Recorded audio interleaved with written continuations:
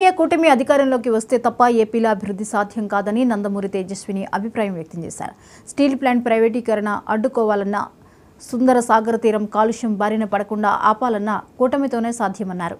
NDA కూటమి ఎన్నికల ప్రచారంలో భాగంగా విశాఖ పార్లమెంట్ అభ్యర్థి శ్రీ భరత్ భార్య నందమూరి బాలకృష్ణ తనయి తేజస్విని దక్షిణ నియోజకవర్గంలో స్థానిక అభ్యర్థి వంశీకృష్ణ శ్రీనివాస్తో కలిసి ప్రచారం నిర్వహించారు. ఈ సందర్భంగా అంగటిదిబ్బ, దస్పల్లా హిల్స్ తదితర ప్రాంతాల్లో రోడ్ షో నిర్వహించి ప్రసంగించారు.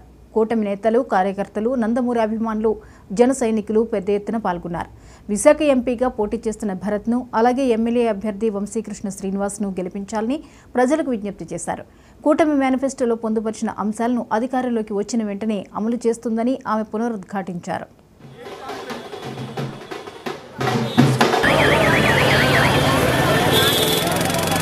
నేను మీ అందరి దగ్గర నుంచి ఆశిస్తుంది, మొదటిగా ఎంపీ అభ్యర్థి శ్రీ భరత్ గారికి సైకిల్ గుర్తుకి ఓటు వేసి, ఇంకా మన ఎమ్మెల్యే గారు వంశీ గారికి గ్లాస్ గుర్తుకి ఓటు వేసి వాళ్ళిద్దరిని గెలిపించమని నేను ఆశిస్తున్నాను.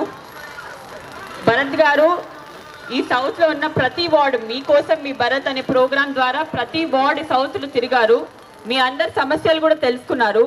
మొదటిగా ప్రాధాన్యత సమస్య ఇక్కడ ఆర్కే బీచ్ దగ్గర ఉన్న అండర్ గ్రౌండ్ డ్రైనేజ్ సిస్టమ్. దానివల్ల చాలా ఫ్లడ్డింగ్లు, ఇంకా చాలా వాటర్ లాగింగ్ కానివ్వండి, చాలా రిపేర్లు వస్తున్నాయి.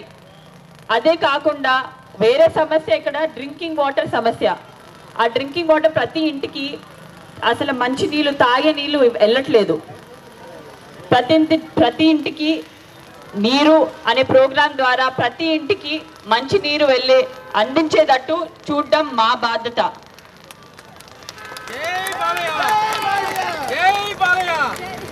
ఇంకా వంశీ గారి గురించి చెప్పక్కర్లేదు.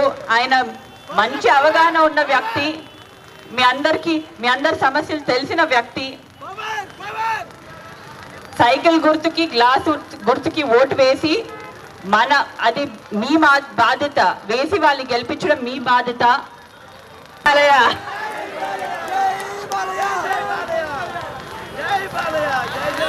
ఇంకా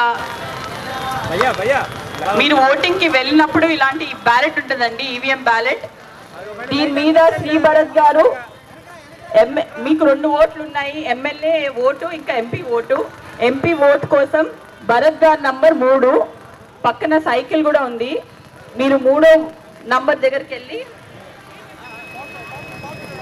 అలా నొక్కితే ఆ సౌండ్ వస్తుంది. ఒకవేళ సౌండ్ రాకపోతే అక్కడున్న వాళ్ళకి కంప్లైంట్ చేయండి, లేకపోతే మీ ఓట్ని ఇంకెవరో వాడేస్తారు. అలానే